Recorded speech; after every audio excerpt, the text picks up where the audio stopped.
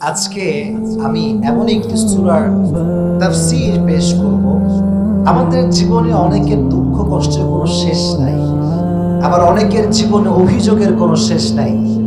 যার জীবনে অনেক দুঃখ, অনেক কষ্ট, অনেক বেদনা, আজকের এই ওয়াজটা যে শুনবে, এই তাফসীর যে শুনবে, তার জীবনের দুঃখ কষ্ট নিমিষেই হালকা হয়ে যাবে। সুবহানাল্লাহ পড়লেন না?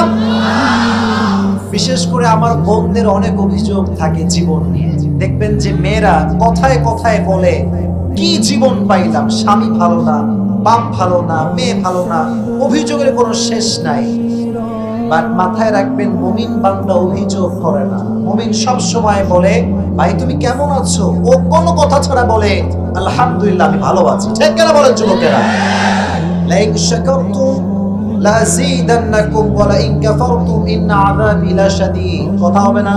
প্লিজ প্লিজ আমাকে তাফসীর করতে দেন, প্লিজ কোনো কথা বলবেন না। আল্লাহ বলছেন যে শুকরগুজার হবে। If you are grateful, I will increase your ni'mah. If you are ungrateful, then my punishment is the hard punishment in this world and the next. আল্লাহ বলছে, যে বান্দা বলে যে আল্লাহ আমি ভালো আছি, আল্লাহ আমাকে ভালো রেখেছে, তার একটা বাক্যের জন্য আল্লাহ তাকে আরো বেশি নিয়ামত দান করেন। আর যে বলে আমি ভালো নাই, আমার শরীর ভালো না, এই না সেই না, খালি অভিযোগ, আল্লাহ বলে তোর জন্য আমার পাকড়াও অপেক্ষা করছে, শাস্তি অপেক্ষা করছে। তাহলে আমি একটু ট্রায়াল দিই। কেউ যদি আপনাকে বলে যে হাউ আর ইউ ম্যান, কেমন আছেন আপনি, আপনি কি আগে অভিযোগ করবেন না আগেই করবেন আলহামদুলিল্লাহ? ওকে, একটু ট্রাই করি। কেমন আছেন আপনারা সবাই? আজ থেকে অভিযোগ বাদ দেন। সবসময় ভাববেন যে কি আছে। Don't think about whatever you don't have. You have to think about whatever you have. যা আছে তা নিয়ে ভাবেন, যা নাই তা নিয়ে ভাববেন না। দেখবেন আপনার জীবনটা অচিরেই সুখময় হয়ে যাবে। সুবহানাল্লাহ পড়েন। টাঙ্গাইল কিন্তু ঢাকা থেকে বেশি একটা দূরে নয়। এভারেজ 2 ঘন্টা লাগতে পারে টাঙ্গাইল থেকে ঢাকা। ঢাকার গুলশানের নাম শুনছেন আপনারা সবাই? উত্তরার নাম শুনছেন সবাই? অনেকে শুনেছেন, অনেকে গেছেন। আপনি যদি রাজশাহীতে যান, আমার কথাগুলো কিন্তু আপনি শুধু ঠিক বেঠিক বলে শুনতে হবে না। আমি কিন্তু জীবন মাথা খাটায় কথাগুলো বলতেছি, লিখে লিখে রিসার্চ করে বলতেছি। আমার জীবনের বাস্তবিক অভিজ্ঞতা থেকে শিখে আমি বলছি। আপনার থাকেন টাঙ্গাইলের ভেতরে, এখানে আপনাদের বিশ্ব রোড আছে, ওখানে 2 ঘন্টা দাঁড়া থাকবেন, দেখবেন রেঞ্জ রোভার নাই, BMW নাই। আপনি গুলশানে যাবেন, দেখবেন প্রত্যেকটা সেকেন্ডে সেকেন্ডে আপনার সামনে হয় BMW যাবে, না হয় রেঞ্জ রোভার যাবে। কথা ঠিক আছে না যুবক ভাইয়েরা? এটা আমি এই প্রশ্ন গুলশানে গিয়েছিলাম, জাস্ট এটা ওয়াজে বলছি এই জন্য, এখানে শিক্ষার বিষয় আছে। আমি আসিফের গাড়ি খুবই নর্মাল, জাস্ট প্রোগ্রামের জন্য এটাকে কেনা হয়েছে। আমি আসিফ যদি ভাবি, কিরে গুলশানে এই লোকের কাছে রেঞ্জ রোভার আছে, মার্সিডিজ আছে, রোলস রয়েস আছে, আমার কাছে তো কিছুই নাই, আমি কখনো সুখী হতে পারবো? আমি যদি টাঙ্গাইলের রেলওয়ে স্টেশনে যাই আর দেখি ছোট্ট একটা বাচ্চা, দুধের বাচ্চা, ঠান্ডায় কনকন শীতে কাঁপছে, চাদর নাই, বালিশ নাই, খেলনা নাই, মা এমন অবস্থায় বসে আছে, সন্তানকে যে দুধ পান করাবে, বুকের দুধ, যেহেতু 3 বেলা খানা পায় না, বুকের দুধটাও শুকায় গেছে, ওরে দেখলে আমার মন বলতে মন চাইবে যে আমি পৃথিবীর সবচেয়ে সুখী মানুষ। উনজুরু ইলা মান হুয়া আসফালা মিনকুম ওয়া লা তানজুরু ইলা মান হুয়া আ'লা মিনকুম। Don't look at those who are higher than you. যারা তোমার চেয়ে উঁচু লেভেল বিলং করে, আরো ভালো আছে, এদের দিকে তাকায়ও না। যারা তোমার চেয়ে খারাপ আছে, নিচু পজিশনে আছে, তাদের দিকে তাকাও, তোমার এই দিলটা খুশ দ্বারা ভরপুর হয়ে যাবে। সুবহানাল্লাহ পড়ো। তো আজকে যে সূরা তাফসীর করব, সূরাটা কোরআনের ভেতরে সবচেয়ে মোটিভেশনাল সূরা। আর আমি অগ্রিম একটা অ্যানাউন্সমেন্ট দিচ্ছি, ঘোষণা বলতে পারেন। আমার আজকের এই ওয়াজের কথাগুলো যে শেষে গিয়ে বলতে পারবে, আমি আসিফের পক্ষ থেকে আজকে রানাগাছার মাটিতে তাকে আমি পুরস্কৃত করব। এখন কে পুরস্কার নিতে রাজি আছেন? একটু মাথায় চিন্তা করে নেন, যদি মনোযোগ দিয়ে শোনেন আপনি কিন্তু বলতে পারবেন। মনোযোগ আছে সবার ইনশাআল্লাহ? তাকবীর দেন, লিল্লাহি তাকবীর। কোরআন কারীমের আজকে যে সূরা থেকে আমরা তাফসীর শুনবো, সূরাটা হচ্ছে 93তম সূরা। কত number? This is the basic knowledge of this surah. 93 number সূরা। এই সূরার আয়াত সংখ্যা হচ্ছে 11টা আয়াত সংখ্যা। প্রত্যেক সূরার মাঝে দুটি পার্ট আছে, একটা হচ্ছে মাক্কি আর একটা হচ্ছে মাদানী। এই সূরাটা হচ্ছে মাক্কি সূরা। 30 পারার শেষের দিকে এটি অবস্থিত, 17 নাম্বার পৃষ্ঠায় এটি অবস্থিত। তাহলে আজকে আমাদের মূল আলোচনার যেই সূরা, এটার নাম হচ্ছে সূরাতুদ দুহা। নামটা বলেন কি? সবাইকে বলতে হবে, নামটা বলেন কি নাম? দুহা। কোরআনের সবচেয়ে মোটিভেশনাল সূরা হচ্ছে দুইটা, এক সূরাতুদ দুহা আর এক হচ্ছে সূরাতু আলাম নাশরাহ। এই আয়াতগুলোতে আল্লাহ এমন কিছু মেসেজ দিয়েছে যে বান্দা বুঝবে, মানবে, তার জীবনে অশান্তি বলতে আর কিছু থাকবে না। সুবহানাল্লাহ পড়ে। তো এই সূরাটার কিছু প্রেক্ষাপট আছে, শানে নুজুল আছে। এই সূরার বৈশিষ্ট্য কি জানেন? এই সূরা পড়ার সঙ্গে সঙ্গে মাথার যে চাপ, মাঝে মাঝে আমরা ঘুমের ওষুধ খাই চাপ সামলে। অনেক লোক আছে যারা চাপ কমাইতে মদ খায়, গাঁজাও খায়। আস্তে ঠিক বলেন কেন? আপনার জোরে বলতে হবে তো ভাইরা, ঠিক আছে? যে মদ পান করে, যে নেশা করে, তার ডিপ্রেশন কখনো হালকা হয় না, ডিপ্রেশন আরো বেশি লেভেলে বেড়ে যায়। আর যে কোরআন পড়ে বিপদের সময়, কষ্টের সময় তার দুঃখ কষ্ট হালকা করে দেয়, একজন আওয়াজ দিয়ে বলেন তো তিনি কে? এই সূরার সেন্ট্রাল থিম বা সাবজেক্ট ম্যাটার হচ্ছে you cannot be upset as a Muslim. This is the main message of this surah. Never lose hope and never be frustrated. হতাশ হওয়া যাবে না, নিরাশ হওয়া যাবে না। আল্লাহ বলছে তোমার গুনাহ কত করেছো তুমি, ইন্নাল্লাহা ইয়াগফিরু যুনুবা জামিআ। যখন তুমি দুটো হাত তুলে আল্লাহর কাছে তওবা করবা, তোমার এই চোখের পানি নাকের ডগায় আসার আগেই আমি আল্লাহ তোমার জীবনের সমস্ত গুনাহ খাতা মাফ করে দেব। টেনশনের কোনো কারণ নাই। মুসলমান তো একটা কথা বলবে, যার রব আছে তার টেনশনের কোনো কারণ নাই, ঠিক কিনা বলেন? প্রত্যেকটা সূরার একটা শানে নুজুল আছে। কেন নাজিল হয়েছে, কোন প্রেক্ষাপটে নাজিল হয়েছে, আমরা তাফসীরে ঢুকে যাচ্ছি খুব মনোযোগের সঙ্গে। নবীজির কাছে প্রতিনিয়ত আল্লাহর পক্ষ থেকে ওহী নাজিল হতো। হঠাৎ করে ওহী আসা আসমান থেকে বন্ধ হয়ে গেল। একদিন যায়, 2 দিন যায়, 3 দিন যায়, 4 দিন হয়ে যায়, এভাবে 2 সপ্তাহ কেটে গেল, ওহী আর আসমান থেকে নামে না। আল্লাহর হাবিব টেনশনে পড়ে গেলেন, আল্লাহ কি আমার উপরে নারাজ হয়ে গেল নাকি, ওহী কেন আসে না? এদিকে কাফেররা তো সুযোগে আছে, নবীকে কখন গালি দেওয়া যায়, সুযোগ বুঝে বলছে আরে মুহাম্মদ তোর রব তোরে ভুলে গেছে। নাউজুবিল্লাহ বললেন না? তোর রব তোরে না ভুললে ওহী বন্ধ হলো কেন? নবীজি টেনশনে পড়ে গেলেন যে আল্লাহ ওহী নাজিল হয় না কেন? And he started to miss the revelation. ওহীকে তিনি মিস করতে আরম্ভ করলেন।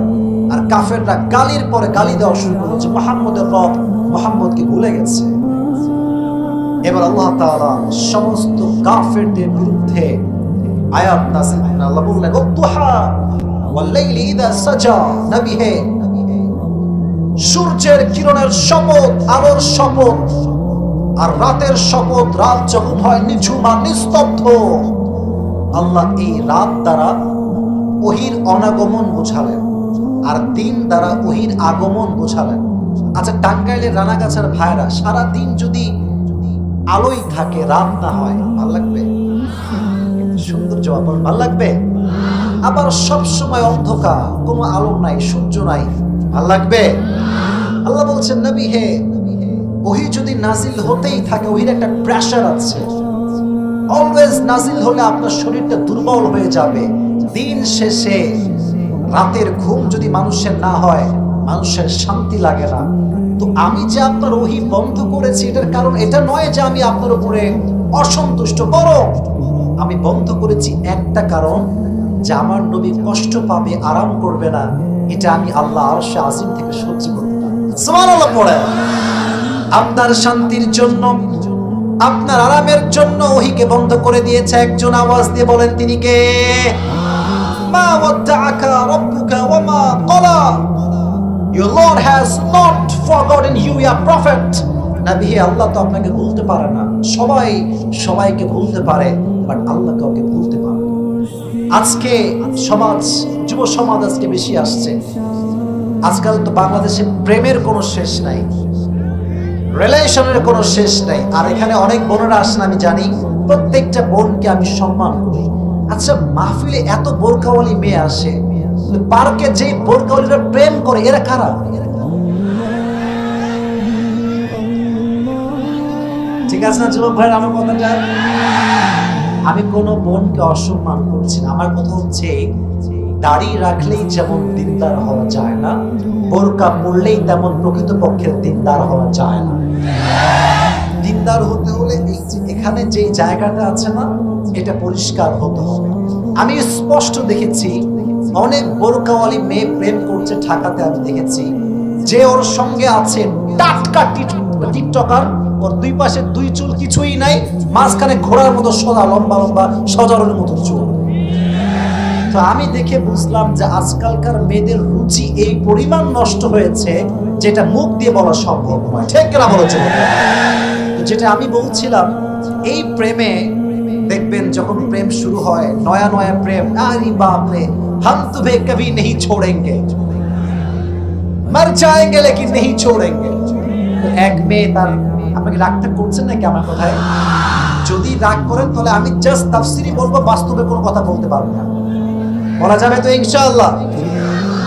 একটা মেয়ে তার বয়ফ্রেন্ডকে বলছে যে, জান তোমার সঙ্গে আমার কখনো ভালোবাসার ব্রেকআপ হবে না, যদি হয় সেদিন মৃত্যু হবে। সেদিন কি হবে? মৃত্যু হবে। তো কয়েকদিন পরে গার্লফ্রেন্ড বলছে ব্রেকআপ। তো বয়ফ্রেন্ড বলছে, কি রে ব্রেকআপ কেন? তুমি তো বলছো মৃত্যু পর্যন্ত আমাদের ব্রেকআপই হবে না। বলছে, আমি বলেছিলাম মৃত্যু হলে, কার মৃত্যু এইটা বলি না, আমার নানি মরছে তো শুনে ব্রেকআপ। তার মানে আজকাল যত ভালোবাসা আছে ভেজাইলে ভালোবাসা। আজকে ভালোবাসে, কালকে সরকারি টাকলাকে বিয়ে করে ফেলায়। আল্লাহ বলছেন, মা ওয়াদাআকা রাব্বুকা ওয়া মা ক্বালা। আমি যারা ভালোবাসি তারা কখনো আমি বলতে পারি না। সুবহানাল্লাহ পড়েন। নবী হে টেনশন করবেন না, আল্লাহ আপনার সঙ্গে আছে না নাই? ওহীর কষ্ট কত বেশি ছিল একটু মনোযোগ দিয়ে শুনবেন। ওহী যখন আকাশ থেকে নাজিল হতো, আরশে আজিম থেকে জিবরাইলের মাধ্যমে নাজিল হতো, ওহীর ভারে নবীর গলা এবং দাড়ি সব ঘেমে যেত। আর এক হাদিসে আসছে, ওহী যখন নাজিল হতো, আল্লাহর হাবিব যদি ঘোড়াতে থাকতেন, ঘোড়া যখন দাঁড়িয়ে থাকতো, ওহী নাজিল হলে ঘোড়ার পাটা জমিনের ভেতরে দেবে যেত। ওহী এতটা ভার ছিল, মিথলা সালসালাতিল জারাস। আচ্ছা, স্কুলে যখন ছুটি হয় এটা কি দেয়? ঘন্টা। এই ঘন্টার ধ্বনির মতো ওহী নাজিল হতো, আওয়াজ বিকট শব্দে ওহী নাজিল হতো। মিয়া আপনি আমি তো ইসলাম পাইছি সহজে, যত কষ্ট করেছেন আমাদের প্রিয় নবী আল্লাহর হাবিব সাল্লাল্লাহু আলাইহি ওয়াসাল্লাম। সুবহানাল্লাহ পড়ে। ওহীর একটা ভার ছিল, কষ্ট ছিল। আল্লাহ বলেন, নবী এত কষ্ট আপনি সহ্য করবেন আর আল্লাহ আমি দেখবো তাকায় তাকায়, এটা হতে পারে না। আপনার কষ্টকে হালকা করার জন্য আমি আল্লাহ ওহীকে বন্ধ করেছি। সুবহানাল্লাহ পড়লেন না? তো এটা ছিল শানে নুজুল। এবার আল্লাহ বলছেন, ওয়ালাল আখিরাতু খায়রুল লাকা মিনাল উলা। ও নবী, দুনিয়ার কোনো টেনশনে আপনি চিন্তিত হবেন না। মাথায় রাখবেন, পরকালটা হচ্ছে আসল জগৎ, দুনিয়ার জগৎ কিছুই নয়। দুনিয়াতে আজ আছি, কালকে যে বেঁচে থাকবো কোনো গ্যারান্টি আমাদের কাছে আছে? কোনো গ্যারান্টি নাই। কয়েকদিন আগে আমার একজন পরিচিত মানুষ ছিল, একদম তরতাজা মানুষ। হঠাৎ করে শুনছি যে দুনিয়াতে আর নাই। এরকম আমাদের অনেকেই আছি আমরা। আমাদের ফ্রেন্ড ছিল, ভাই ছিল, এলাকার লোক ছিল, হঠাৎ করে এলাম যে ভাইটা নাই। এর মানে হচ্ছে দুনিয়ার জীবনে আজ আছি কাল নাই, এটাই হচ্ছে দুনিয়ার জীবন। আল্লাহ বলছেন, নবী এটা তো ক্ষণস্থায়ী জীবন, আপনি খালি আমার কাছে আসেন, আপনার কোনো সুখের শেষ থাকবে না। সুবহানাল্লাহ পড়েন। এবার আল্লাহ বলছেন, ওয়ালা সাউফা ইউতিকা রাব্বুকা ফাতারদা। নবী হে, কাফেররা আপনাকে কষ্ট দেয়, আঘাত করে, মাথায় রাখবেন। এই আওয়াজ করছো কেন? What is this? প্রত্যেকটা যুবক এখানে কলিজার থেকে আমার ওয়াজ শুনছে। কথা ঠিক আছে যুবক ভাইরা? আমার কথাটা কোনো নয়েজ ক্রিয়েট করা যাবে না, মাথায় রাখবেন। শেষ ভালো যার, শেষ ভালো না যার কিছুই ভালো না। মাথায় রাখবেন, ওয়াজ শুরু যেমন হয়েছে তেমন করে শেষ হবে। রাজি আছেন তো ইনশাআল্লাহ? আল্লাহ বলছেন নবী আপনাকে আমি এমন কিছু দিব, indeed and verily I will make you happy, আমি আপনাকে খুশি করে ফেলব। কেমন করে? আল্লাহর হাবিব দোয়া করেন, আল্লাহ ইসলামের গতি বেশি একটা ভালো না, আল্লাহুম্মা আইজ্জাল ইসলাম বিহাফি হাযাইনি রাজুলাইন বিআবি জাহল ইবনে হিশাম আও বিউমর ইবনুল খাত্তাব। হে আল্লাহ তোমাকে আমি দুইটা নাম বলবো, যে কোনো একজন মানুষকে মুসলিম বানাই তুমি ইসলামের পতাকা উঠায় দাও। আল্লাহ বললেন ও নবী চিন্তা করবেন না, আমি ওমরের জন্য ইসলামটাকে কবুল করে ফেললাম। সুবহানাল্লাহ পড়েন। এই তাহাজ্জুদ দোয়া করে নবীজি সকালবেলায় গিয়েছেন দাওয়াতের কাজ করতে। যখন দাওয়াতের কাজ করছেন নবীজি গোপনে গোপনে দেখছে সবাই যে ওমরে ফারুক তরবারি নিয়ে আঘাত করবার জন্য এগিয়ে আসছে। হামজা ইবনে আব্দুল মুত্তালিব বলল, ইয়া রাসূলুল্লাহ পালিয়ে যান, Omar will kill you very soon, সে আপনাকে মেরে ফেলবে। নবীজি বললেন কোনো মারামারি হবে না, আমি যে তাহাজ্জুদ দোয়া করেছিলাম ওই দোয়াটা মনে হয় আল্লাহ কবুল করে ফেলেছেন। ওমরে ফারুক এসেই তরবারি ফেলে দিয়ে সঙ্গে সঙ্গে পাঠ করলো লা ইলাহা ইল্লাল্লাহ মুহাম্মাদুর রাসূলুল্লাহ, কালেমা পাঠ করে মুসলিম হয়ে গেল। আল্লাহ বললেন নবী আপনি টেনশন করছিলেন না ইসলাম নিয়ে, আমি আল্লাহ আপনাকে খুশি বানাই দিলাম। সুবহানাল্লাহ বলেন না। আরেকটা হাদিস শোনায় আল্লাহ কিভাবে নবীকে খুশি করেছেন। আচ্ছা আপনারা সবাই মেরাজের কথা শুনেছেন? শুনছেন না আপনারা সবাই মেরাজের কথা? এটা কখন ঘটছে? যখন নবীজি অনেক টেনশনে ছিলেন, দুশ্চিন্তায় ছিলেন। একদিকে খাদিজা চলে গিয়েছেন, আর একদিকে আবু তালেব চলে গিয়েছে। নবীজি টেনশন, শেল্টার দেওয়ার মতো কেউ নাই, সাপোর্ট দেওয়ার মতো কেউ নাই। আল্লাহ বললেন নবী দুনিয়াতে খারাপ লাগছে, আসেন আমি আল্লাহ আপনাকে আরশে আজিমের মেহমান বানাই দিব। সুবহানাল্লাহ। এবার নবীকে আল্লাহ তাআলা আরশে আজিমে নিয়ে গেলেন, জান্নাত দেখালেন, জাহান্নাম দেখালেন, এবং 5 ওয়াক্ত নামাজের হাদিয়ার মাধ্যমে আল্লাহ নবীকে খুশি করে ফেললেন। সুবহানাল্লাহ পড়েন। দুইটা বিষয় পেলাম, এক ওমরে ফারুক ইসলাম গ্রহণ করেছেন, দুই আল্লাহ নবীকে মেরাজে নিয়ে গিয়েছেন, তিন আমরা যেই দিকে ফিরে নামাজ পড়ি এটার নামটা কি বলেন না? কি সাইড? পশ্চিম বা কিবলা। তো যখন নবীজি মক্কা থেকে মদিনায় আসলেন আল্লাহ তাআলা কিবলাকে চেঞ্জ করে দিলেন।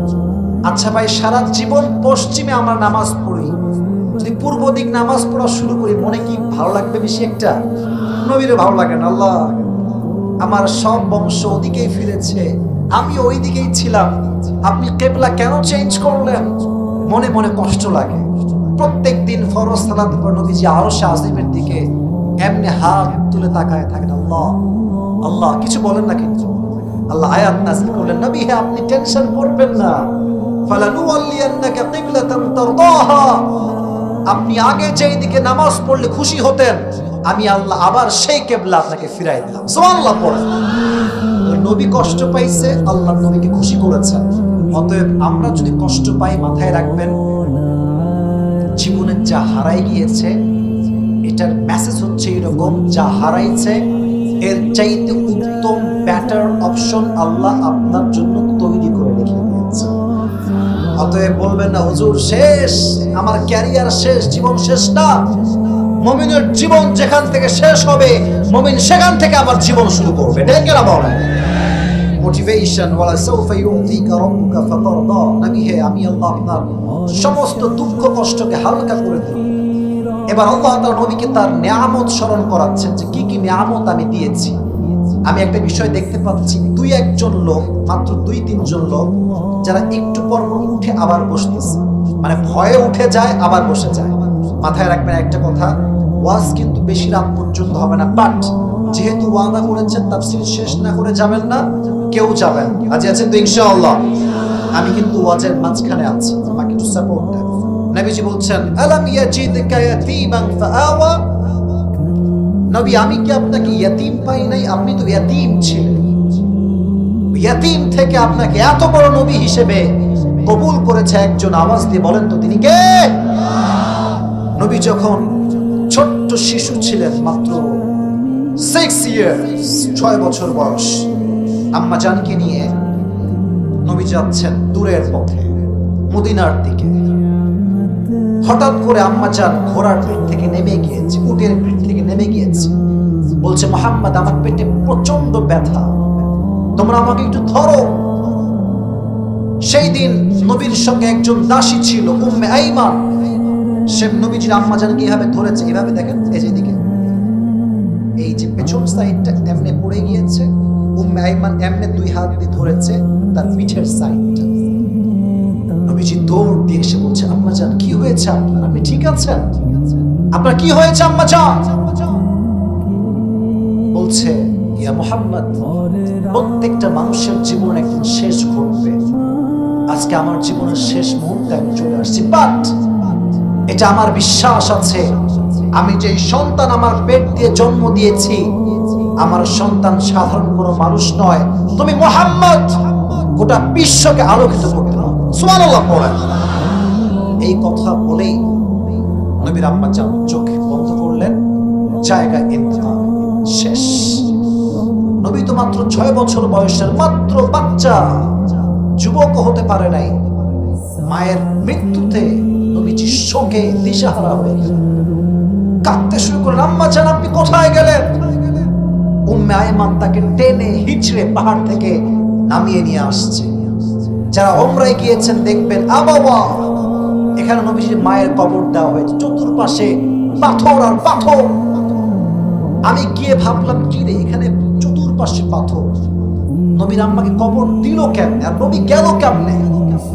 হাদিসে আসছে 57 বছর পরে, 63 বছরের বয়সে যখন নবীজি মায়ের কবরের পাশ দিয়ে যাচ্ছেন, বলছেন এই সাহাবা একরাম যাও তোমরা যে যার জায়গায় ফিরে যাও, আজ আমি আমার মায়ের সঙ্গে কথা না বলে বাসায় যাই। জোরে সোরে সুবহানাল্লাহ বললেন না সবাই ভাইরা? আজকে মায়ের সঙ্গে আমি কথা বলেই যাব। নবীজি এদিকে তাকান আমার বডিতে, মাঝে মাঝে দেখবেন বাচ্চারা এই যে দুই হাঁটু আছে না, দুই হাঁটু তুলে এমনি করে দেখবেন মাঝে মাঝে কাঁদে, এটা হচ্ছে মায়া কান্না। বাচ্চারা দুই হাঁটু তুলে এমনি কাঁদে। তো নবীজি কবরের পাশে বসেছেন, বিশ্ব নবী সাইয়্যিদুল কাউনাইন সাইয়্যিদুল মুরসালিন কবরের পাশে একজন বাচ্চা বসে আছে, দুই হাত তুলে এমনি চোখ থেকে কাঁদতেছে ফুপিয়ে ফুপিয়ে, আর বলছে আম্মা জান আপনি তো জানতেন যে দুনিয়াতে আপনি ছাড়া আমার কেউ ছিল না, আপনি আমাকে রেখে কোথায় চলে গেলেন? আপনি কোথায় গেলেন আমাকে রেখে? আম্মা জান দুনিয়া বড় স্বার্থপর, প্রকৃতপক্ষে ভালো শুধুমাত্র মাই বাসতে পারে, দুনিয়ার কোনো মানুষ মায়ের মতো কাউকে ভালোবাসতে পারে না, ঠিক কিনা? আপনি আমাকে রেখে কোথায় গেলেন আম্মা জান? নবীজি ফুপিয়ে ফুপিয়ে কাঁদছেন। সাহাবায়ে কেরামের হাদিস থেকে এই কথা আসছে।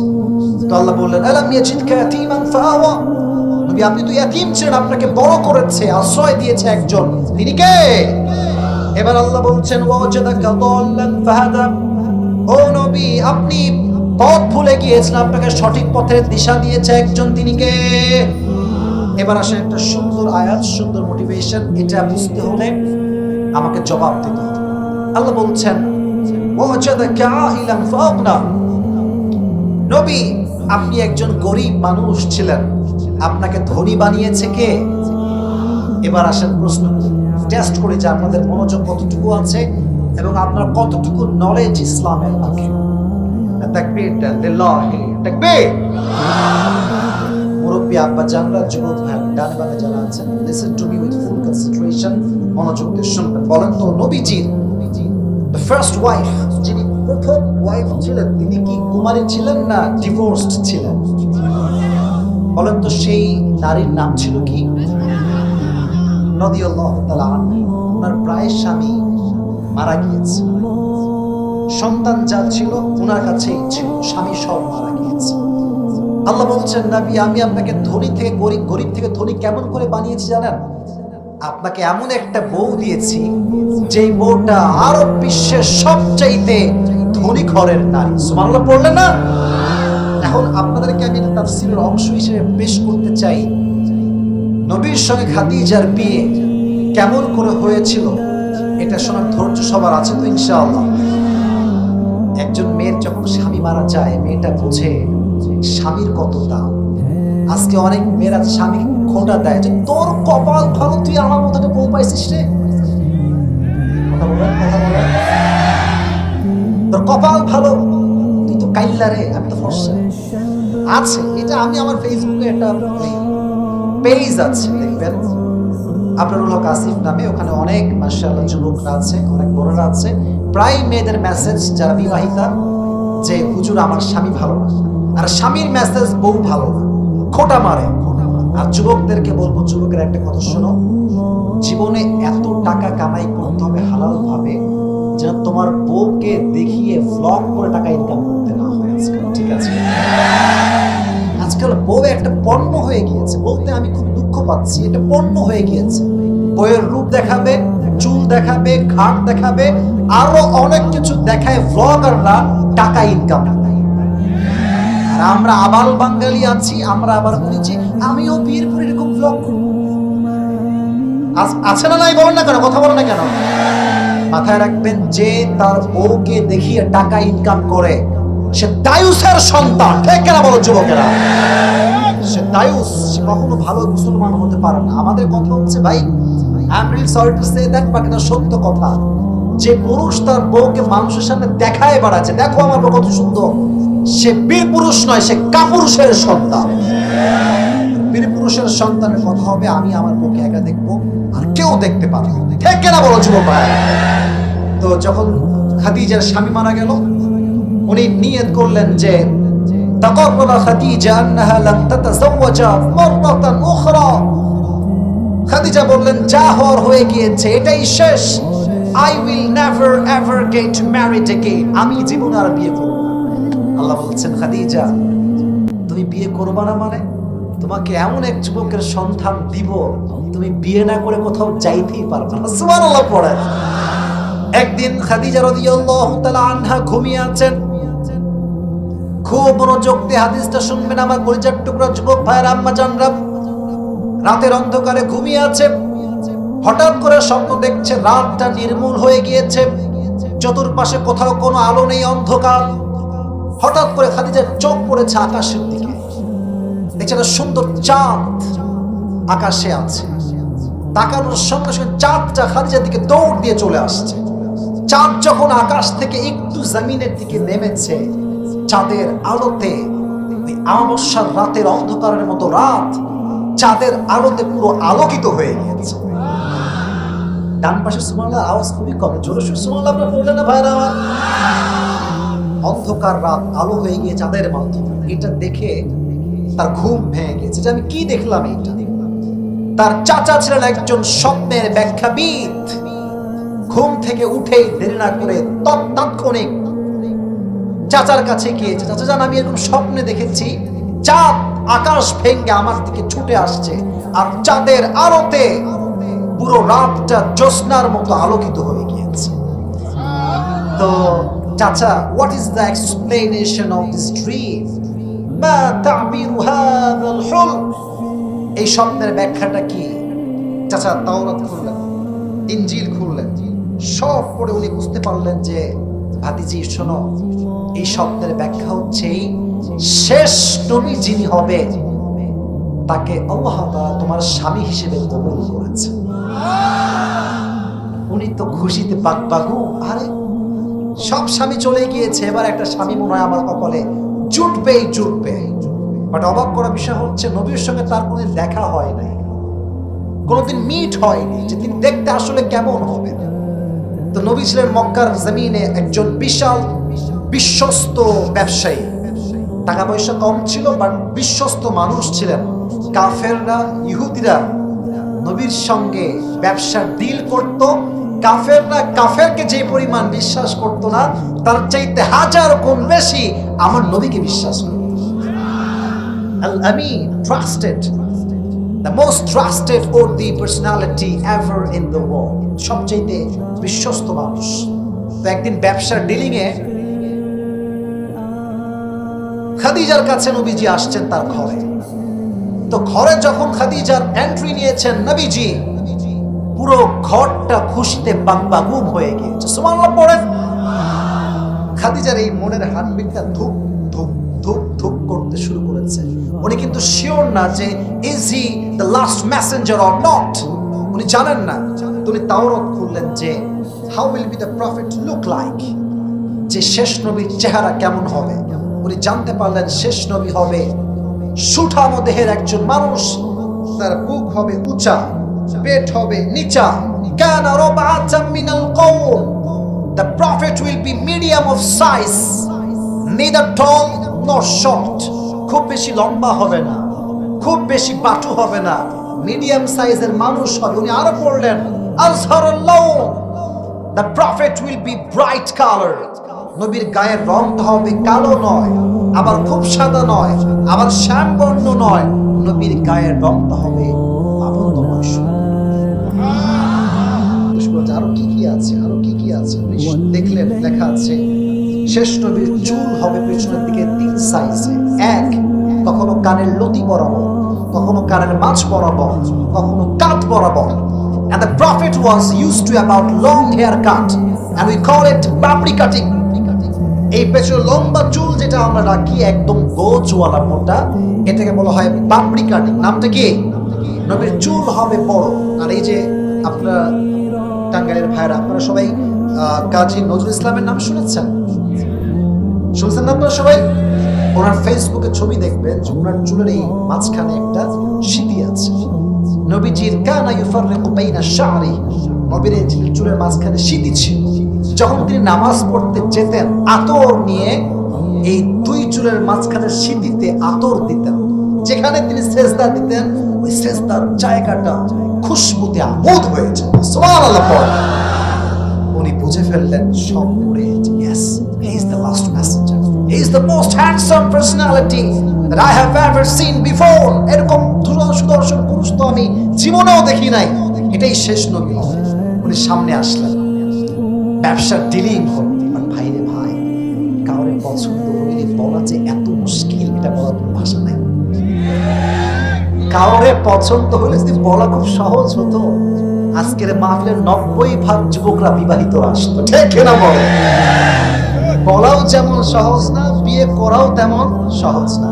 তুমি আজকালকার আপনারা বাবারা যারা আছেন, please don't mind, this is the reality and I have to talk about the reality. বাস্তব কথা আমরা বলতে কাউকে ভয় পাই না। আস্তে ঠিক বললেন কেন আপনারা? বাবারা আজকাল চরিত্রবান যুবকের চাইতে টাকাওয়ালা যুবককে বেশি প্রাধান্য দেয়। একজন যুবক মাশাআল্লাহ 5 ওয়াক্ত নামাজি, দাঁড়িয়ে আছে, very handsome guy and very religious boy, মাশাআল্লাহ, very perfect। আসছে, আব্বাজান, I wanna marry your daughter, this is my proposal, এটা আমার পক্ষ থেকে প্রস্তাব, আপনার মেয়ের বড় ভালো লাগে। বাবাজান বেশিরভাগ সময় দেখবেন তারা কখনো বলে না যে বাবা তুমি কি নামাজ পড়ো, তোমার কি দাড়ি কোথায়, তোমার চরিত্র খবর কি, না। Always they ask a question and that is बेटा तुम कितने पैसे कमाते हो पहले ये बताओ।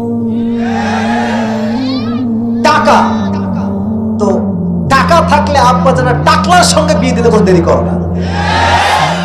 সেদিন নাটোরের মাহফিলে আমি আমার নাটোরের মাহফিলে বললাম, একজন যুবক মেয়ের বাপ যে টাকলার সঙ্গে বিয়ে দিয়েছে, বলছে আব্বা জান ये आपने क्या कर दिया, किसके साथ शादी दे दी, इसके सर पे तो बाल नहीं है, এর মাথায় তো চুল নাই, আব্বা জান আপনি কি করলেন এটা? তো বাবা বলছে একটা অসাধারণ জবাব, আর যাই कैसी बात कर रहे हैं, सर पे बाल नहीं है तो क्या हुआ, जेब में माल तो है ना। মাথায় চুল না থাকলে কি হবে, পকেটে টাকা থাকলে বাবা রাজি হয়ে যায়, ঠিক কিনা বলো? তবে সবাই একরকম না, সব বাবাকে এক পাল্লায় মাপা যাবে না। বাট আমি এতটুকু বলবো, যদি আব্বা জানরা টাকার চাইতে চরিত্রকে বেশি প্রাধান্য দেয়, দেশের ভেতরে জেনার সংখ্যা কমে যাবে, বিয়ের সংখ্যা বেড়ে যাবে। এখন খাদিজা প্রস্তাব দিবে কেমনে, খুবই টেনশনে পড়ে গেছে। এখন মাথায় রাখবেন, যদি কাউকে পছন্দ হয় আগে নিজে যাবেন না, কাউরে ভায়া হিসেবে পাঠাবেন। চাচি হতে পারে, মা হতে পারে, বাপ হতে পারে। তুমি আগ বাড়ায় গেলে মায়ের খাওয়ার সম্ভাবনা একটু বেশি আছে। তো খাদিজা ভাবলেন যে না, আমি প্রস্তাব দিলে বিষয়টা জমবে না। তোমার একজন দাসী ছিল, তার নাম ছিল নাফিসা। নাম কি? আপনার কথা বলার নাম ছিল কি? নাফিসা। বলো নাফিসা, শোনো, আমার একটা প্রস্তাব আছে এই যুবকের জন্য, তুমি একটু আমার পক্ষ থেকে প্রস্তাবটা দিয়ে দাও। নাফিসা যদিও বা একটু বয়স্ক মহিলা, বাট ভেতরে একটা লজ্জা মেয়ে হিসেবে আছে না নাই? নবীর কাছে আসছে, তখন তুমি নবুয়ত পান নাই, এসে বলছে আসসালামু আলাইকুম উনি বলছেন ওয়ালাইকুম আসসালাম, কি খবর নাফিসা, আপনি কেন এসেছেন? বলছে লজ্জা পাচ্ছে যে কেন আসছি তো সরাসরি বলা যায় না। তো বলছে এমনি কথা বলার জন্য আসলাম, ব্যবসা চালাকি করে। তো বলছে আচ্ছা একটা প্রশ্ন করব, ইফ ইউ ডোন্ট মাইন্ড, করা যাবে? বলছে অবশ্যই করেন, কোনো সমস্যা নেই। বলছে আচ্ছা আপনি তো মাশাআল্লাহ তাগড়া যুবক, ইয়াং মানুষ, যুবক ছেলে, আপনার বয়স 25 ইয়ার্স ওল্ড, 25 বছরের যুবক, আপনি বিয়ে করেন না কেন? তো নবীজি লজ্জা পাইছে, বলছে যে দেখেন বিয়ে তো করতে চাই, but you know I have lacking of money, টাকা পয়সা নাই। সত্য কথা, এটা হাদিস থেকে বলছি।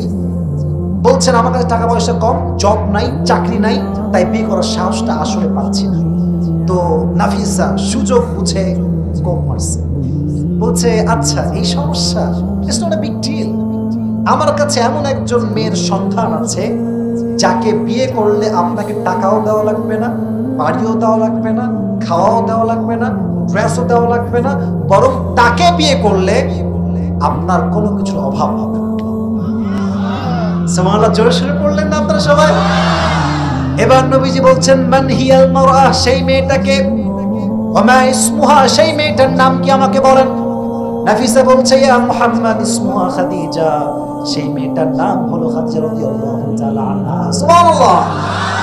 তো নবীজির ব্যাপারটা হচ্ছে এরকম, নবীও প্রথম দেখাতেই খাদিজাকে পছন্দ করেছেন। সুবহানাল্লাহ বলেন না? তো বলছেন না ঠিক আছে, আমি রাজি আছি, বাট আমার রিলেটিভস আছে, আমার চাচা না হলে আমি বিয়েটা করতে পারবো না, চাচাকে বলতে হবে। তো চাচা আসছে, বলছে মুহাম্মদ কি হয়েছে বলো। বলছে চাচা যান, আমার পক্ষে তো এটা একা করা সম্ভব নয়, খাদিজার পক্ষ থেকে এটা বিয়ের প্রস্তাব আসছে আমার জন্য, আপনি কি রাজি আছেন?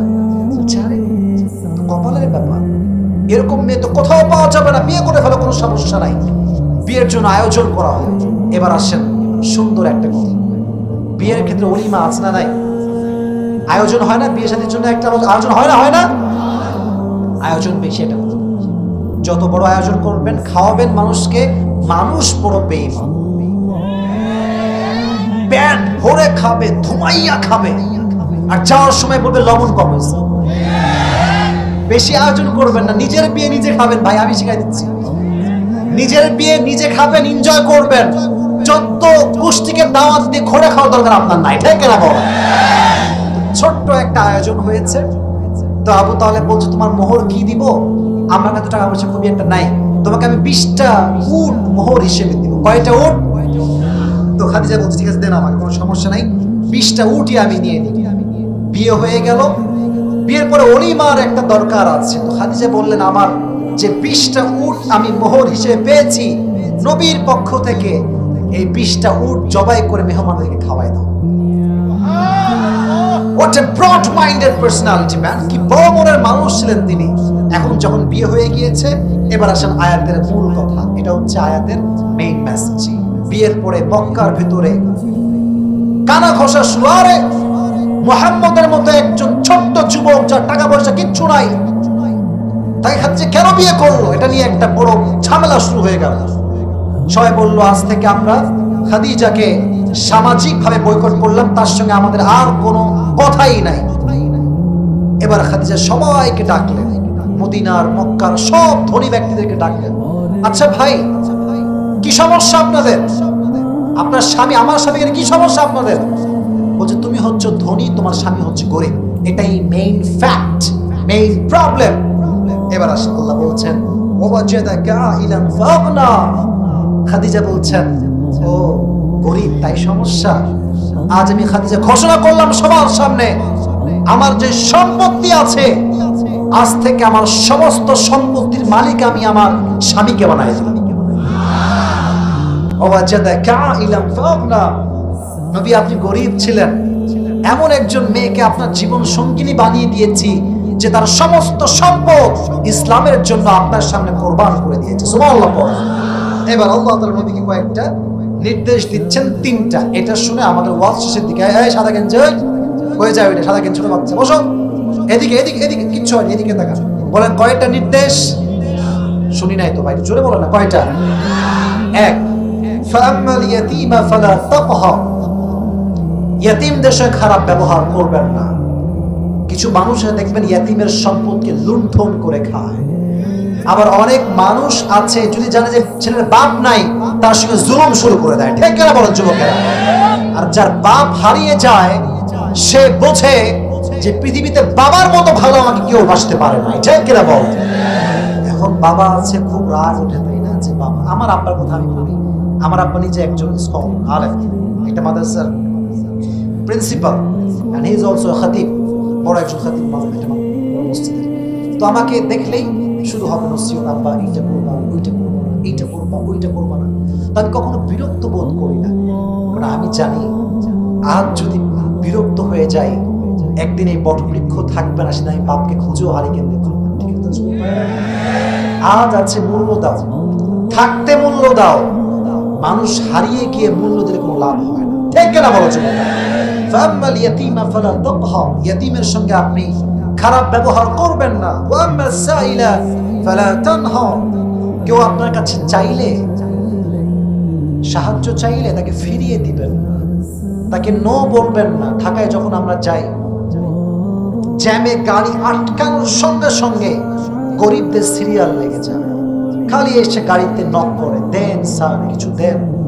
যদি আমি এসি গাড়িতে বসে এই কথা ভাবি, যা রে এত বিরক্ত করে, এই নাই সেই নাই, হবে না, যাও। আল্লাহ বলছে, শোন, তোরে আমি যেমন নামাইছি, উঠাইছি, যেমন তোরে আজকে উঠায় রাখছি, তোরে এক মুহূর্তে আমি আল্লাহ নামাইতেও পারি। ঠিক কিনা? তুইজ্জু মান তাশা ওয়া তুযিল্লু মান তাশা বিয়াদিকাল খায়র, সম্মান দেওয়ার মালিকও আল্লাহ তাআলা, লাঞ্ছিত করবার মালিকও আল্লাহ তাআলা। অতএব কাউকে ফিরিয়ে দিবেন না। মনে করেন কোন গরিব আসছে আপনার কাছে মাত্র 10 টাকা আছে, আপনি 2 টাকা দান করেন। 500 টাকা আছে, আপনি 10 টাকা দান করেন, বাট দেন, কম হোক বেশি হোক দেওয়ার চেষ্টা করবেন। রাজি আছেন তো ইনশাআল্লাহ?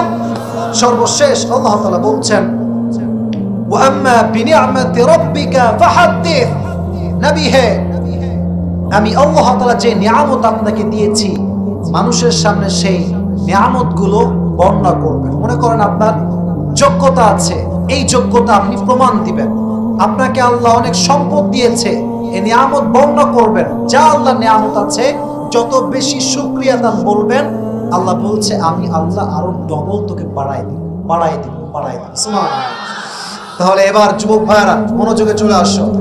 আমি বলেছি 12:30টার মধ্যে ওয়াজ শেষ করব, আমি আমাদের বিরক্ত করব না। বাট এখন যে শ্রোতা এখানে বসে আছে, এরা হচ্ছে আসল শ্রোতা, আসল অডিয়েন্স। টাঙ্গাইলের রানাগাছের ভাইরা, যত বড় বক্তাই ওয়াজ মাহফিলে আসুক না কেন, সবাই কিন্তু বক্তার ওয়াজ শুনতে আসে না। অনেক লোক যারা পেছনে থাকে, এরা বক্তার শুধুমাত্র ফেস দেখতে আসে। কারণ আমি আগে ঠিক বলবেন, আগে শোনেন, অনেক বক্তা ভাইরাল, আলোচনা ভাইরাল, অনেক নাম আছে, দাম আছে। তো তারা কি করে, আরে হুজুর তো সারা জীবন ফেসবুকে দেখছি, ইউটিউবে দেখছি, টিকটকে দেখছি, সরাসরি চল দেখা শেষ।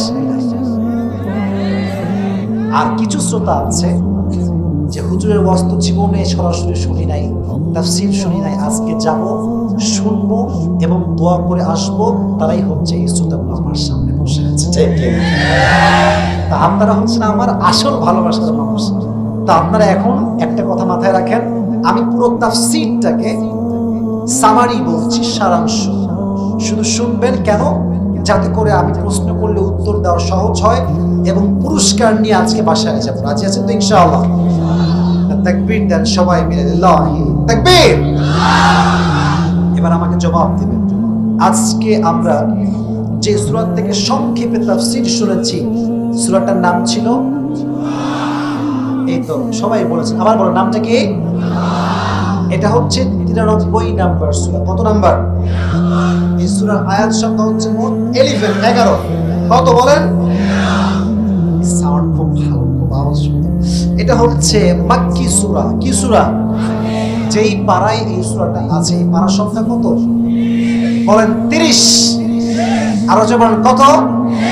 30। দেখেন, এই সূরাটা হচ্ছে একটা ইন্সপায়ারেশনাল সূরা, মোটিভেশনাল সূরা। যে পড়বে, যে শুনবে, যে বুঝবে, তার কষ্ট দুঃখ হালকা করে দিবে কে? বলেন না, তিনি কে? এটা হচ্ছে এই সূরার একটা বৈশিষ্ট্য। এই সূরার সেন্ট্রাল থিম বা সাবজেক্ট ম্যাটার হচ্ছে cannot be lose hope. তুমি তোমার হতাশা রাখতে পারবা না, তুমি হতাশ হতে পারবা না। তোমাকে ভরসা রাখতে হবে একজনের উপরে, তিনি কে? وَمَن يَتَوَكَّلْ عَلَى اللَّهِ فَهُوَ حَسْبُهُ. Whoever trusts in Allah subhanahu wa ta'ala, Allah is sufficient for him. You have to trust in your Lord. Allah says in this ayah, whoever trusts in Allah subhanahu wa ta'ala, I am enough for him. যে ব্যক্তি আমাকে ভরসা করবে, আমি আল্লাহ একাই তার জন্য যথেষ্ট হয়ে যাব। জোরে সোরে সুবহানাল্লাহ পড়ুন আপনারা সবাই। তাহলে একটু ওয়াজটা মুখস্থ হিসাবে শুনবেন। এই ওয়াজের মূল বিষয়বস্তুর মেসেজটা হচ্ছে হতাশ হওয়া যাবে না, নিরাশ হওয়া যাবে না। 3 নাম্বার, এই সূরার শানে নুজুল হচ্ছে ওহী নাজিল হওয়া বন্ধ হয়ে যায়, কাফেররা তিরস্কার করতে শুরু করে, তখন আয়াতটা নাজিল করেছে কে? নবী হে। দিন শেষে রাত না আসলে যেমন ভালো লাগে না, ওহী যদি নাজিল হতেই থাকে আপনার কষ্ট হবে। আপনার কষ্টকে হালকা করবার জন্য আমি আল্লাহ তাআলা ওহীটাকে বন্ধ করেছি। সুবহানাল্লাহ পড়েন। তাহলে এটা হচ্ছে এই সূরার শানে নুজুল। এই সূরাতে আল্লাহ তাআলা নবীকে কি কি নিয়ামত দিয়েছেন তা বলেছেন, ওয়ালা সাউফা ইউতিকা রাব্বুকা ফাতারদা। নবী হে, আমি আল্লাহ আপনাকে অনেক নিয়ামত দিয়ে খুশি করেছি। এক নিয়ামত হচ্ছে যে আমি আল্লাহ তাআলা আপনাকে মেরাজের ভ্রমণ করিয়েছি। 2, আমি আপনার জন্য, ইসলামের জন্য ওমরে ফারুকের মতো একজন বীর বাহাদুর কাফেরকে মুসলিম বানিয়ে দিয়েছি। এই 2টা মেসেজ মাথায় রাখবেন, বেশি বলতে কঠিন হবে। তাহলে কয়টা বিষয় থাকলো? নবীকে আল্লাহ 2টি বিষয় দিয়ে খুশি করেছেন, জাস্ট আমাকে 2টা বলতে হবে। 1, মেরাজে ভ্রমণ করিয়েছেন। 2, কাকে ইসলাম গ্রহণ করিয়েছেন? ওমরে ফারুক। এবার আসেন আল্লাহ নবীকে নিয়ামত স্মরণ করাচ্ছেন। 1, নবী ছিলেন ইয়াতীম, নবীকে বড় করেছে কে? 2, নবী পথ হারিয়েছেন, আল্লাহ নবীকে পথ দেখিয়েছেন। 3, নবী গরিব ছিলেন, তাকে ধনী বানিয়েছে কে? তাহলে 1 হচ্ছে নিয়ামত, 1 হচ্ছে আল্লাহ নবীকে ইয়াতীম থেকে বড় করেছেন। 2, নবীকে আল্লাহ তাআলা কি করেছেন? আল্লাহ বলছেন আপনি পথ ভুলে গিয়েছিলেন, আমি আল্লাহ সঠিক পথ দেখিয়েছি। 3, নবী আপনি গরিব ছিলেন, আপনাকে সম্পদ দিয়ে বড়লোক বানিয়ে দিয়েছে কে? এটা ছিল নবীর নিয়ামত 3টা। আর সর্বশেষ আল্লাহ নবীকে 3টা দিক নির্দেশনা দিয়েছেন। 1 হচ্ছে ইয়াতীমের সঙ্গে খারাপ ব্যবহার করা, বলেন না ইয়াতীমের সঙ্গে খারাপ ব্যবহার করা যাবে। 2, যদি কোনো গরিব আপনার কাছে আসে খালি হাতে, কথা বলেন, খালি হাতে ফিরিয়ে দেওয়া। আর সর্বশেষ আল্লাহ আপনাকে যে নিয়ামতগুলো দিয়েছে, আপনি নিয়ামতগুলো প্রকাশ করবেন, শুকরিয়া তার প্রকাশ করবেন, আপনার নিয়ামত আরো বেশি বাড়ায় দিবে কে? এবার একজন